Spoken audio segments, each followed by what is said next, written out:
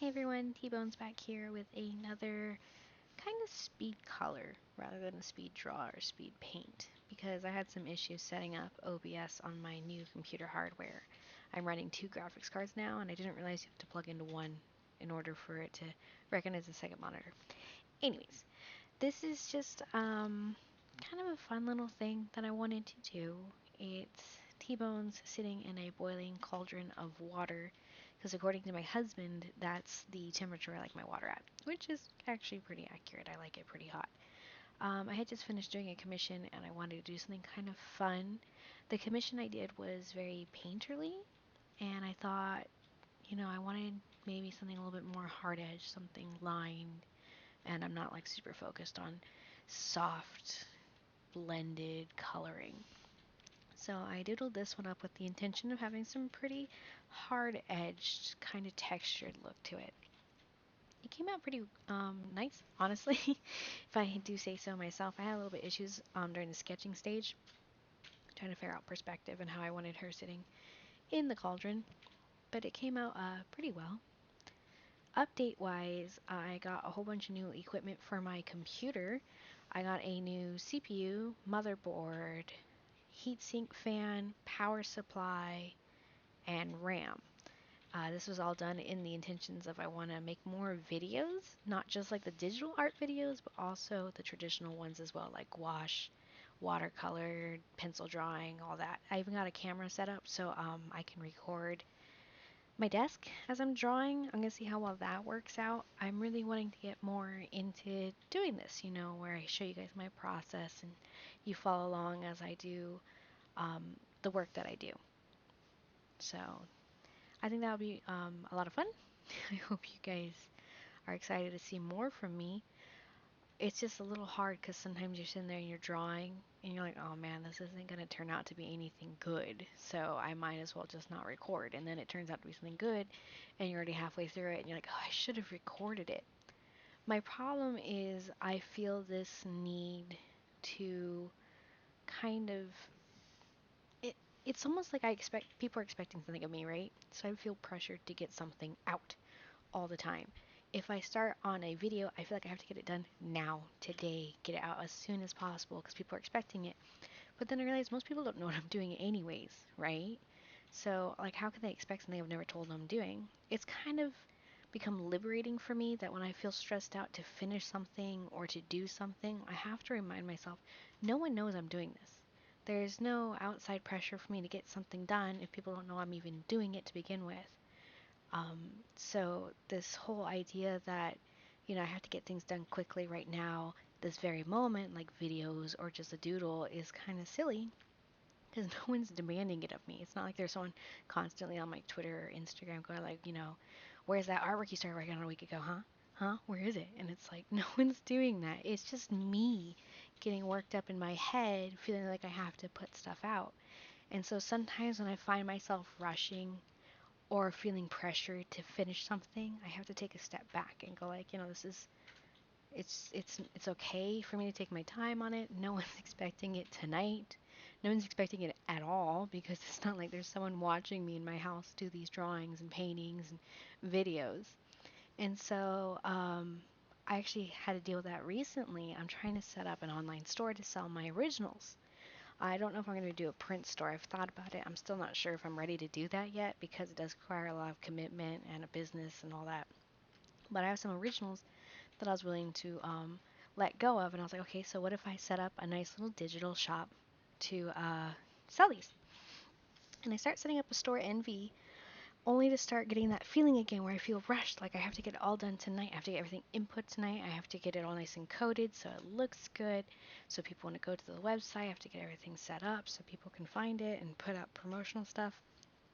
And I had to stop and take a step back and go like, look, no one knows you're making this website. No one knows that you are putting these up for sale. So why do you rush? Like, why am I feeling like this has to get out tonight because people are waiting or like I'm missing an opportunity when really it's not? So that's what I've been working on with my art. I found that a lot of times the pressure to finish work in a timely manner, to be pumping things out all the time is what was causing me to not want to do art.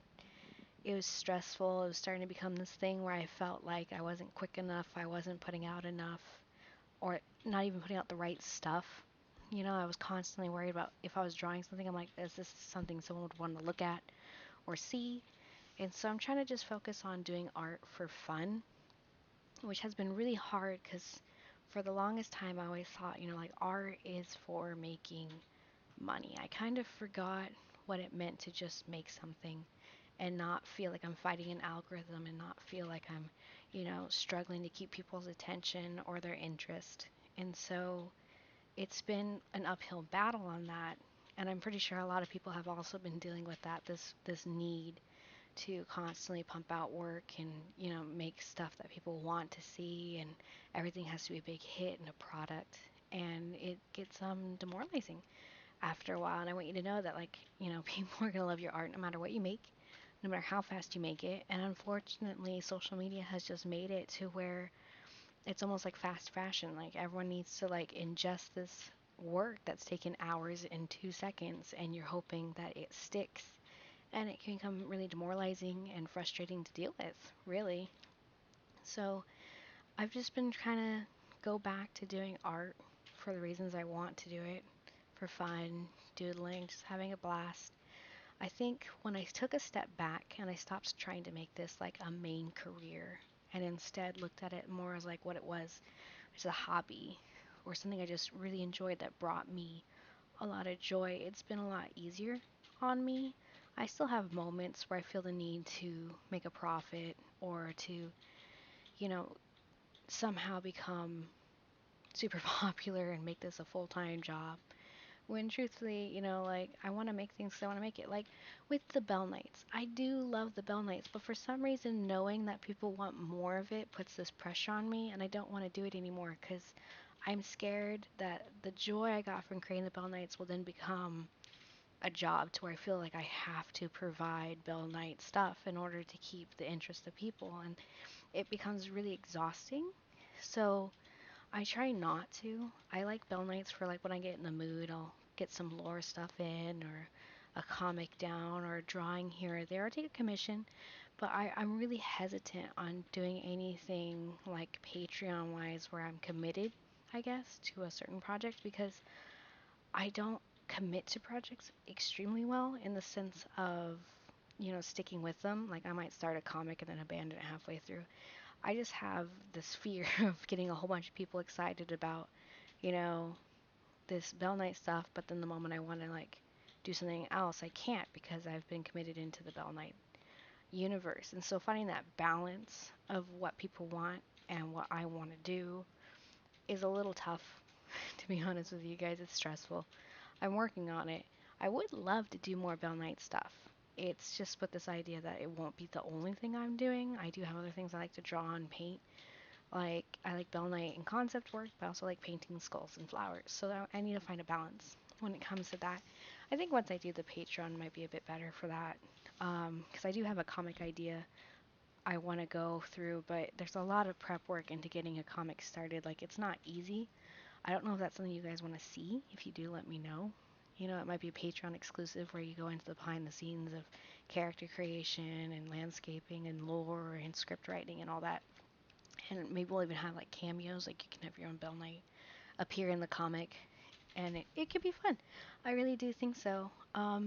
As long as it just doesn't feel like it's becoming a job, And that's my main thing is making sure that it stays something fun and interesting for me to where I don't feel overwhelmed and bugger out halfway through, disappointing a lot of people. So, I mean, I've been doing a lot better. I hope you guys are doing well. I know with this whole pandemic, it's been hard. Everyone's been surviving the best they can, and, you know, I just hope the best for you guys. I know it's been rough for me, and I've been trying to get some help for that, and I hope that if you need help, you go out there and get it as well. It's important that we stay healthy mentally and physically during this time.